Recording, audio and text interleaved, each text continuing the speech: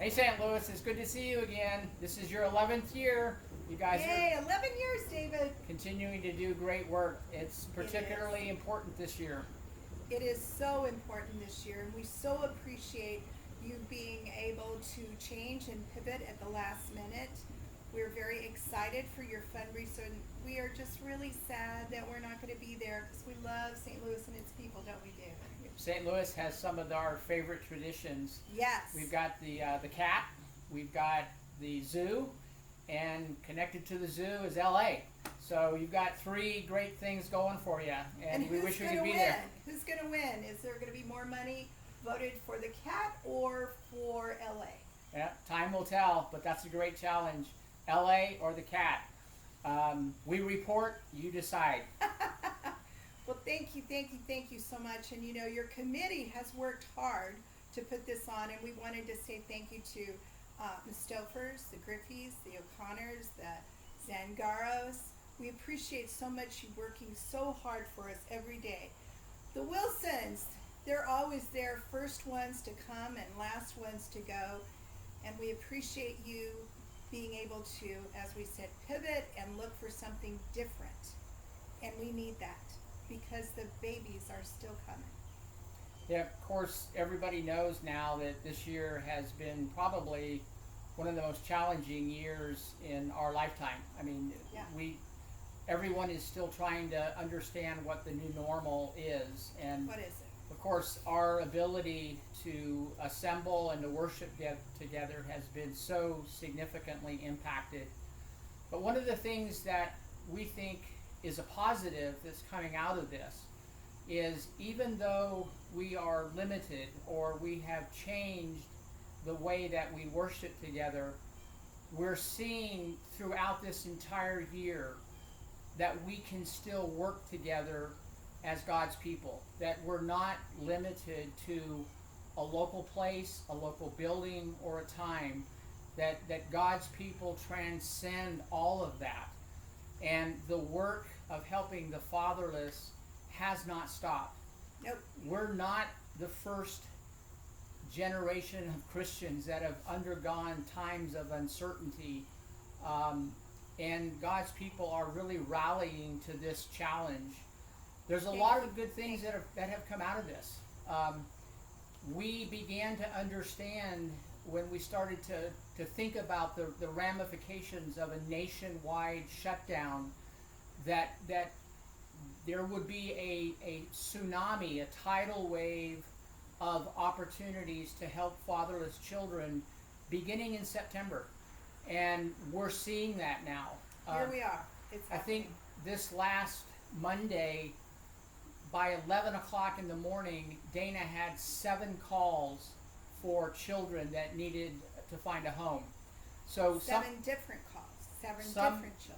of the things that we thought would happen as a result of all this shutdown are actually now happening.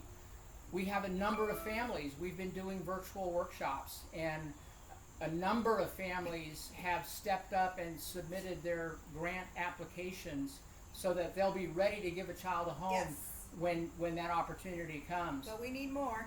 So this fall is always our biggest challenge for fundraising, and still we're pretty much under a lockdown, a shutdown of in-person events. So we're so grateful that you all are working and you're using technology and you're coming together as God's people to help and to care for the fatherless.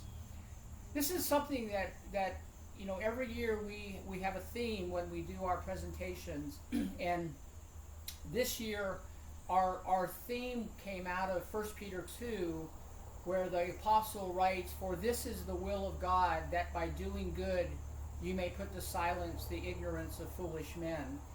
And with the coronavirus pandemic, with the challenges that brings our way, with all of the things that are happening in our nation, with racial unrest and the violence, the disregard for law, the demands for justice, we are seeing more and more opportunities for Christians to demonstrate what it means to take a stand for our faith, to defend our faith. and to manifest God's goodness through our faith. One of the best answers to injustice is mercy and grace. And why we're here tonight is a manifestation that God demonstrates his glory and his goodness through the grace and the mercy that we as his people extend to others. And there's nothing that I can think of that is more a sign of grace and compassion than giving a needy child a home. In the first century, Christians were so attached to the characteristic of compassion that they were referred to as a third race. As a matter of fact, one of the last pagan Roman emperors, Julian, he was known as Julian the Apostate.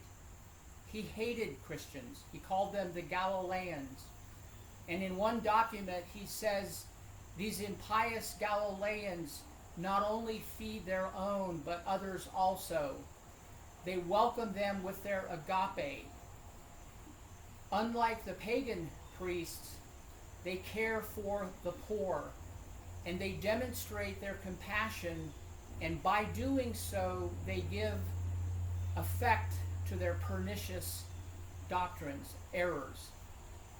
He hated the Christians. He called them the Galileans. And in AD 363, when he died, it's recorded that his dying words were Viciti Galilei, which means you Galileans have conquered. The first century Christians didn't change the world by having a better religion than the Jews or a better philosophy than the Greeks. They changed the world by demonstrating a better way of life. And that's the opportunity that we have in our culture right now, is to demonstrate a better way of life, how to illustrate justice and mercy and the basis for the unity of all people. And tonight, we have an opportunity to demonstrate that through caring for the fatherless. What you give and the support financially, opening your homes, encouraging the culture of adoption, all play a significant role in manifesting the light and being salt in this dark world. So we thank you so much for the 11 years of what you've done, your creative thinking, your tireless work, your unbounding energy, your prayers, because somewhere out there, there are children who are going to need what you bring to the table tonight. So thank you for listening. Thank you for being a part of this. You know, I want to talk about what David was talking about, well, the Galileans were called, and we're seeing that today. Right now, because of COVID, there's an interesting storm brewing in that people in the world are dropping out of adoption. They're saying, you know, I'm going to keep my $40,000 to $50,000 because my husband may be losing his job. So we're seeing more children in the system because of COVID, whether the families just can't afford another child or the young woman has lost her job. And there are less people in the world even adopting. Right now, in the last 3 months, we've picked up a new adoption agency every month. And they call me and they say, Dana, I heard about you. I hear you have families ready to go. And a lot of the situations we've been working with, just this last Monday, was like as a family was getting on a plane. Come on, let's go, let's do this. So there are a lot of situations that are emergency situations. And we need your help with those. Certainly the family that you're paying for tonight, we appreciate so much, but we have an extra plea. Can you give a little bit more so that we'll have more in our emergency fund? It's a wonderful thing, and it's all because of God and because of these families acting like Christians, for the agencies to call and say, I hear you've got the best families around. And we like to think so, right, David? That we have the best families around. Absolutely do. The impact that these some 320 families have had in the adoption world is I wish we could tell you all the stories, but There's it's amazing. so many to tell you, but I want to tell you one that happened the other day in that the agency called me and there was a problem on their end with an adoption, and they were looking to see if one of our families would come in and fill the gap and take this baby who had been assigned to or matched with another family, not our Sacred Selections family. And the agency director said to me, she said, you know, Dana, I'm just not going to work with any more atheists. And I said, really? Why is that? And she said, because they lie. And I said, really? And she said, yeah, but that's something we never encounter with you or your families. And we so respect and appreciate it. I think we're just going to start working more with you. Well, that's an unbelievable statement that she made.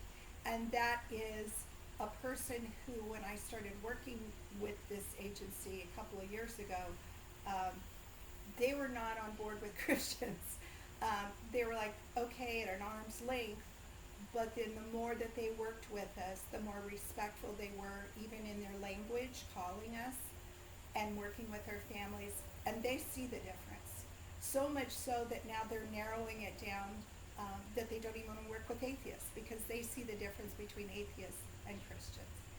And that humbled me and excited me all at the same time. And I want you to know that these adoptions that you're helping support with over the last 11 years are doing so much more. So much more. Those of you who don't know, 4 of our birth mothers have been baptized, 4 have come back to the Lord. 2 birth fathers have been baptized, and 2 birth fathers are attending church, and 2 Sacred Selections grandparents, meaning the grandparents of the biological child, are now saying, what you did for my daughter was so wonderful, I want to know more. And people are asking questions, and it's given us more opportunity. But the number that we're so excited about and so thrilled to announce to you, first time ever, is that of our Sacred Selections children who have been adopted, are now adopted through Christ and are baptized, and that number is 32. Yes, 32 of the now 363 as of just a couple of days ago. And we are so happy to know that, because that's the end game of all of this. So your investment in Sacred Selections is more that a child gets a safe, loving Christian home, but that child is going to know God, and that family is going to make this child a great warrior for them. And certainly, as we talk about the times of the day, we need more warriors out there for God, don't we? And to pluck them from the world and bring them to Christ is such a wonderful, wonderful way, and loving way, and beautiful way, and godly way to help the children of the world. So thank you guys so much for all your work. Thank you. It's very much needed. We have a chance to continue to honor our Father through our work as well as our worship. So all the best this week. Yes. Do well, and Have fun. the money will go immediately to a very Sure. great cause. There's a child waiting that needs what you're doing this week. Yes. Thank you, everybody, for all that you do. I'd love to all. Mwah. Maybe Wish I could hug and next kiss you time all. this year we'll see you in person. Oh, that'll be fun. Can't Bye-bye. wait. Okay. Go Bye-bye. LA.